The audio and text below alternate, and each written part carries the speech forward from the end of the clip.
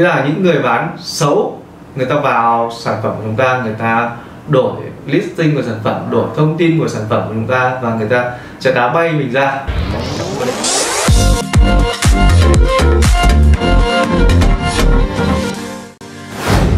Chào mừng các bạn đến với kênh YouTube Trần Vũ Doãn. Thì hôm nay tôi sẽ chia sẻ với các bạn về chủ đề làm thế nào để đăng ký brand với Amazon trong vòng 2 tuần. Nếu chúng ta không có brand, không có đăng ký brand với Amazon, chúng ta không có một cái nhãn hiệu ở bên Mỹ, thì khi mà chúng ta mất công xây dựng một sản phẩm, một thương hiệu của chúng ta trên Amazon, khi mà bán được hàng rồi thì sẽ có Amazon sẽ cho người bán khác vào bán cùng cái sản phẩm của chúng ta. Và khi bán cùng với sản phẩm của chúng ta thì điều gì sẽ xảy ra? Chúng ta sẽ mất khách, chúng ta sẽ mất đơn hàng rơi vào tay người bán khác. Bởi vì bản chất chúng ta đưa sản phẩm, chúng ta listing cái sản phẩm chúng ta trên Amazon, sản phẩm đấy là sản phẩm của Amazon chứ không phải sản phẩm của chúng ta chỉ là người bán ké trên Amazon thôi, thuê cái gian hàng của họ trên Amazon thôi. Và Amazon có cái chính sách này cho người khác vào bán lại nếu sản phẩm của chúng ta không được bảo hộ. Để sản phẩm của chúng ta được bảo hộ thì chúng ta phải đăng ký một nhãn hiệu ở bên Mỹ và đăng ký một cái thương hiệu brand trên Amazon. Thì đấy là cái rủi ro gặp phải nếu mà chúng ta không có brand. Bây giờ chúng ta phải đăng ký brand trên Amazon để gia tăng lợi nhuận. Khi có brand trên Amazon thì chúng ta sẽ làm được content A cộng, chúng ta sẽ đăng tải video lên để truyền thêm cái cảm hứng, truyền thêm cái thông tin chi tiết hơn về sản phẩm, chi tiết hơn về thương hiệu của mình ở trên Amazon, và để khách hàng tin tưởng hơn và tỷ lệ chuyển đổi thành đơn hàng sẽ cao hơn. Chính vì vậy lợi nhuận sẽ gia tăng. Chúng ta sẽ đăng nhập vào tài khoản bán hàng của chúng ta vào sang Seller Central Amazon.com. Bước tiếp theo là chúng ta vào Explorer, và tôi đã có một cái file hướng dẫn. Tôi đã có một cái file hướng dẫn chi tiết, file Word hướng dẫn chi tiết đầy đủ cho anh em ở trong đây. Và ai muốn có được cái file hướng dẫn này thì hãy đăng ký vào cái link để ở dưới dòng mô tả, đăng ký vào cái link ở dưới dòng mô tả để mà nhận cái hướng dẫn này. Đây chính là cái file hướng dẫn chi tiết để mà đăng ký được một cái brand ở trên Amazon. Thì trước khi muốn có brand thì chúng ta phải đăng ký trademark trước, chúng ta phải đăng ký một cái nhãn hiệu ở bên Mỹ trước.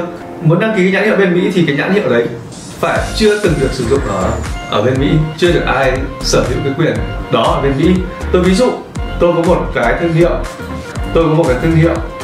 tôi muốn đăng ký một cái nhãn hiệu ABC nào đấy, thì tôi sẽ lên trang trademarkia.com, tôi kiểm tra trước là xem cái tên thương hiệu đấy vào không. Ví dụ Doãn ABC 1234 chẳng hạn, tôi muốn đăng ký cái nhãn hiệu này, thương hiệu brand này, thì tôi phải kiểm tra trước xem cái thương hiệu này còn hay không. Như thế này thì là còn, và họ bảo mình phải đăng ký hay không, thì chúng ta sẽ không đăng ký ở trên này mà chúng ta phải đăng ký trực tiếp ở trên trang Seller Central luôn. Thì trong 2 tuần chúng ta mới có được cái brand để bán, để gia tăng cái doanh số bán hàng của mình trên Amazon. Thì như thế này sẽ còn, và chúng ta sẽ bắt đầu đi đăng ký cái nhãn hiệu ở trên Amazon. Thì chúng ta sẽ vào App Service, rồi sẽ vào Explorer Service. Sau đấy chúng ta sẽ làm theo file hướng dẫn này. Thì tôi sẽ nói qua file hướng dẫn này. Thì đầu tiên là mình sẽ vào đây ạ, tôi là hướng dẫn đây ạ, ở đây, xong vào mục này và chọn những cái mục như thế này ạ. Chọn những cái mục như thế này. Tôi đăng ký ở Mỹ này, rồi tôi sẽ chọn mục này sẽ chọn gì ạ? What service do you need help with? Chọn mục IP translator. Đấy ạ. Và mọi người sẽ làm theo hướng dẫn. Khi mà làm theo hướng dẫn rồi thì mình sẽ chọn mình sẽ search ra một cái bên thứ ba mà Amazon giới thiệu. Đây là một trong những bên tôi hay làm. Thì tôi làm luôn thằng đầu tiên này luôn. Tôi sẽ chọn một bên thứ ba để giới thiệu. Tôi chọn luôn bên này, và sau đấy thì tôi sẽ nộp hồ sơ cho cái công ty luật này. Đây chính là công ty luật này. Đây, tôi sẽ nộp hồ sơ cho công ty luật này. Thì việc đầu tiên tôi sẽ contact với họ. Tôi sẽ nhấp vào, tôi đang muốn đăng ký trademark, tôi nhấp vào trademark và tôi sẽ gửi cho họ một bức thư. Mình sẽ muốn đăng ký cái trademark và mang nhãn hiệu này, rồi họ sẽ gửi email lại hướng dẫn chúng ta. để làm các bước tiếp theo, và các bước tiếp theo mình chỉ việc làm theo mình chỉ việc làm theo lại. Vậy thì khi mà mình nói chuyện với bên công ty luật này, người ta sẽ hướng dẫn mình cách đăng ký, mình điền vào một cái form. Họ sẽ gửi lại một cái form ở trong email cho mình.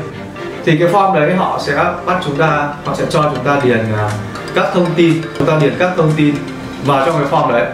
Khi chúng ta có cái form đấy thì chúng ta gửi lại cho họ và thanh toán tiền cho bên công ty luật này. Khi chúng ta thanh toán tiền xong, thì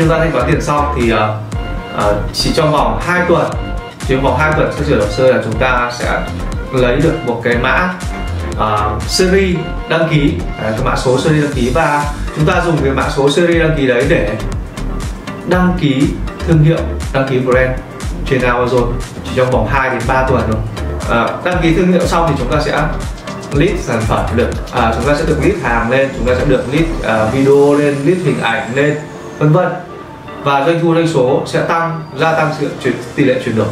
Làm theo cái hướng dẫn này của tôi nhá, và cái file hướng dẫn này thì tôi sẽ gửi ở cũng đường link ở trong cái mô tả của video này. Các bạn hãy vào đấy đăng ký thông tin qua đường link đấy để nhận được cái file hướng dẫn này. Và và cái video sau tôi sẽ hướng dẫn cụ thể hơn, bên phía công ty luật người ta gửi cho một cái form và tôi sẽ hướng dẫn các bạn điền vào cái form đấy như thế nào. Hoặc các bạn cũng có thể tự điền vào cái form đấy, bởi vì ở trong form đấy người ta đã có hướng dẫn, đã có ví dụ hết rồi. Còn nếu mà ai không làm được thì cứ comment vào cái video này nha, cứ comment ở dưới cái video này, bình luận cái video này nếu không làm được. Thì nếu mà nhiều người không làm được thì tôi sẽ ra một cái video nữa để hướng dẫn anh em làm cái việc đấy nhá.